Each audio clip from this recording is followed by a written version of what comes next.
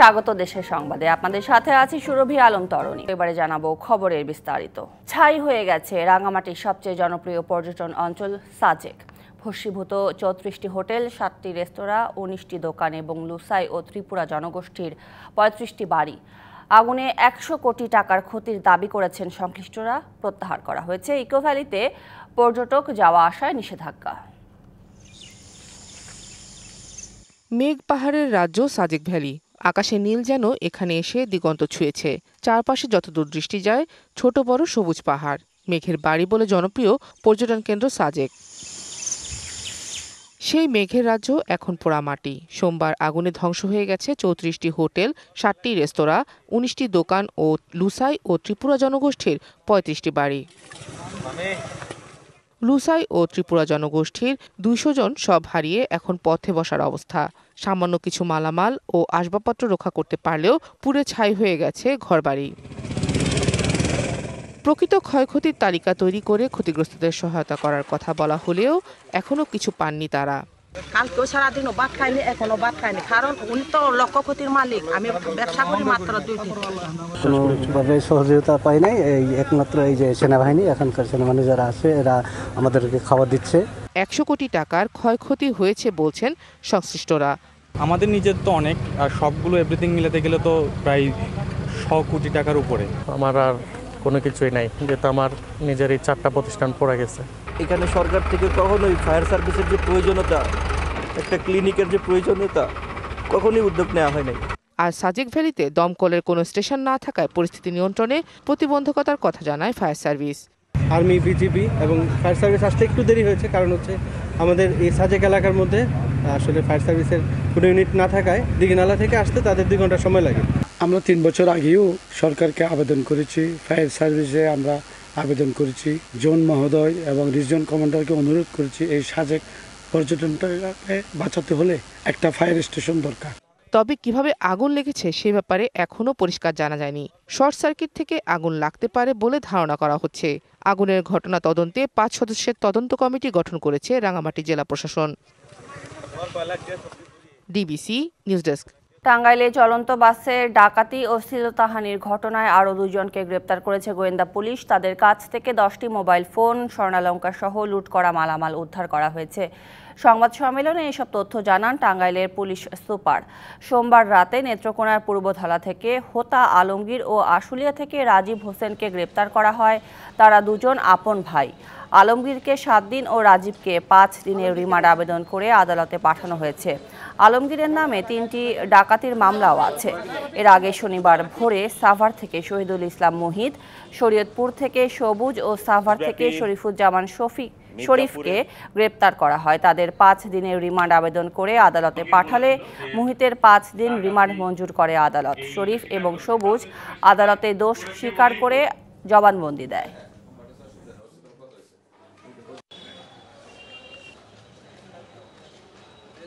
নেত্রকোনার পূর্বধলা এলাকা থেকে এই চাঞ্চল্যকর বাস ডাকাতির মাস্টারমাইন্ড আলমগীরকে গ্রেপ্তার করতে সক্ষম হয়েছি। ধানসোনা এলাকা থেকে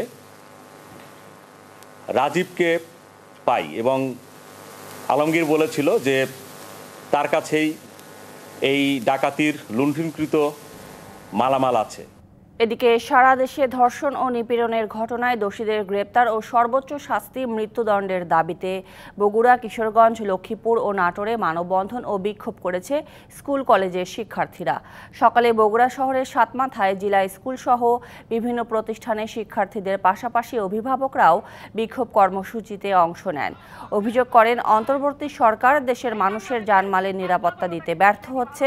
কিশোরগঞ্জে আজিমউদ্দিন উচ্চ বিদ্যালয় প্রাঙ্গণ থেকে বিশাল মিছিল বের করা হয়। ধর্ষকের বিরুদ্ধে বিভিন্ন লেখা সংবলিত ফেস্টুন নিয়ে অংশ নেয় শিক্ষার্থীরা। এদিকে লক্ষ্মীপুরের রায়পুরে বিক্ষোভ মিছিল করেন সাধারণ শিক্ষার্থীরা। ঘণ্টাব্যাপী সড়কে অবস্থান নিয়ে স্বরাষ্ট্র উপদেষ্টার পদত্যাগের দাবি করেন তারা। একই দাবিতে নাটোরের মাদ্রাসা মোড় থেকে বিক্ষোভ মিছিল বের করে বৈষম্য বিরোধী ছাত্র আন্দোলন। পরে শহরের কানাইখালী প্রেস ক্লাবের সামনে মানববন্ধন অনুষ্ঠিত হয়। নারায়ণগঞ্জে 3টি মামলায় সাবেক আইসিটি প্রতিমন্ত্রী জোনায়েদ আহমেদ পলককে জিজ্ঞাসাবাদে 4 দিন করে 12 দিনের রিমান্ড মঞ্জুর করেছেন আদালত। সকালে Narayanganj senior judicial magistrate Belayet হোসেনের আদালত এই রিমান্ড মঞ্জুর করেছেন। পুলিশ প্রতিটি মামলায় 7 দিন করে রিমান্ড আবেদন করে। এর আগে নারায়ণগঞ্জের সদর মডেল থানা ও সিদ্ধিরগঞ্জ থানায় বৈষম্য বিরোধী ছাত্র জনতার উপর হামলার ঘটনায় 3টি হত্যা ও বিস্ফোরক মামলায় তাকে আদালতে হাজির করে পুলিশ। খুলনা প্রকৌশল ও প্রযুক্তি বিশ্ববিদ্যালয়ের উপাচার্য ডক্টর প্রফেসর মোহাম্মদ মাসুদের বাসভবনে ফের তালা দিতে গিয়ে শিক্ষকদের প্রতিবাদের মুখে ফিরে গিয়েছে শিক্ষার্থীরা। সকাল 10টার দিকে বিশ্ববিদ্যালয়ের সব শিক্ষকদের নিয়ে বাসভবনে বৈঠক করছিলেন উপাচার্য।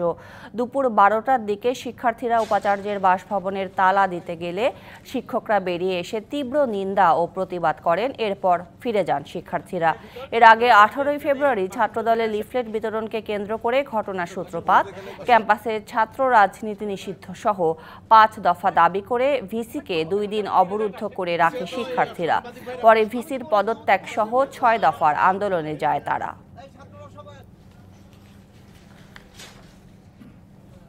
গাইবান্ধায় বৈষম্য বিরোধী ছাত্র আন্দোলনের 3 জন নেতা হামলা শিকারের প্রতিবাদ ও বিচারের দাবিতে বিক্ষোভ মিছিল করেছে বৈষম্য বিরোধী ছাত্ররা। দুপুরে শহরের পৌর পার্ক থেকে একটি বিক্ষোভ মিছিল বের করা হয়। সোমবার রাতে জেলা শহরের স্বাধীনতা প্রাঙ্গণে মাসব্যাপী কুটির শিল্প ও পণ্য মেলায় একদল দুর্বৃত্ত ছাত্র আন্দোলনের নেতাদের ওপর চড়াও হয়। এক পর্যায়ে হামলাকারীরা তাদেরকে শারীরিকভাবে লাঞ্ছিত করা সহ ধারালো অস্ত্র দিয়ে আঘাত করে। এতে 3 জন আহত হন। এ ঘটনায় 3 জনকে গ্রেপ্তার করা হয়েছে। সংস্কারের নামে নির্বাচন করতে বিলম্ব করলে অন্তর্বর্তী সরকারের পরিণতি হবে মঈনুদ্দিন ফখরুদ্দিনের মতো, এমন মন্তব্য করেছেন বিএনপি চেয়ারপারসনের উপদেষ্টা জয়নুল আবেদিন ফারুক। দুপুরে নীলফামারী কেন্দ্রীয় শহীদ মিনারে জেলা বিএনপি সমাবেশে তিনি আরও বলেন, মানুষ সংস্কার বোঝে না। নিত্যপণ্যের ঊর্ধ্বমুখী দামের কারণে মানুষের নাভিশ্বাস উঠে গেছে, তাই দ্রুত সময়ের মধ্যে জাতীয় নির্বাচনের রোড ম্যাপ চান তিনি। এদিকে কুমিল্লায় অনুষ্ঠিত হচ্ছে মহানগর বিএনপির প্রথম সম্মেলন। টাউন হল প্রাঙ্গণে যোগ দিয়েছেন নেতাকর্মীরা। বিকেলে ভার্চুয়ালি যুক্ত হয়ে কথা বলবেন দলের ভারপ্রাপ্ত চেয়ারম্যান তারেক রহমান। এছাড়া দ্রব্যমূল্যের ঊর্ধ্বগতি রোধ, আইন শৃঙ্খলা পরিস্থিতির উন্নতি ও নির্বাচনী রোডম্যাপ ঘোষণা সহ বিভিন্ন দাবিতে পটুয়াখালী ও চাঁপাইনবাবগঞ্জে সমাবেশ করছে বিএনপি। রোডটা দিয়ে দেন, দেরি আর করেন না। দেরি করলে দেরির ফলাফল কি জানেন? ওই মঈন ফখরুদ্দিনের মতো লেট করব, লেট দেরি করব।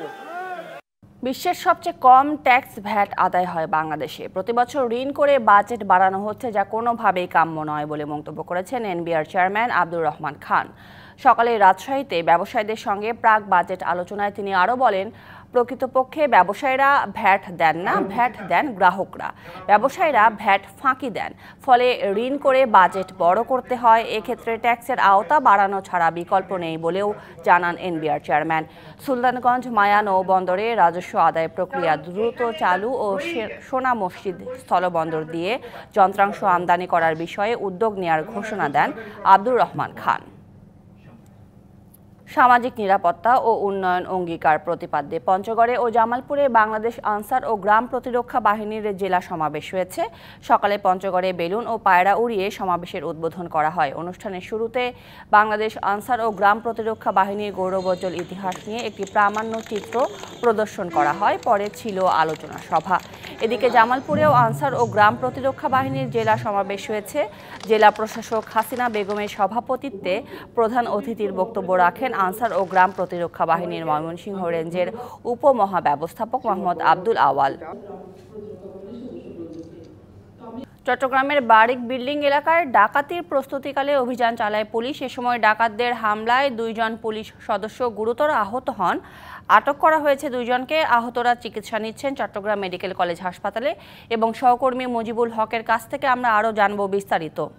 মূলত চট্টগ্রামের বারিক বিল্ডিং এলাকায় একটি প্রতিষ্ঠানের ডাকাতি হচ্ছে, সেই খবরে চট্টগ্রামের ডবল মুরিং থানা পুলিশের একটি দল সেখানে ডাকাতদের ধরতে অভিযান শুরু করে। বেলা আমরা যতটুকু জানতে পেরেছি 3টা, 3:30 নাগাদ সেই ঘটনাটি ঘটে এবং সেই সময়টাতেই ডাকাতরা সেখানে অভিযানরত পুলিশ সদস্যদের উপরে উপর্যুপুরি ছুরিকাঘাত করে এবং দুজন উপপরিদর্শক, একজন আহ্লাদ ইবনে জামিল পিপিএম, অন্যজন ওমর ফারুক, তিনি রয়েছেন, দুজনকে ছুরিকাঘাত করে এই মুহূর্তে তারা চট্টগ্রাম মেডিকেল কলেজ হাসপাতালে তাদেরকে নিয়ে আসা হয়েছে।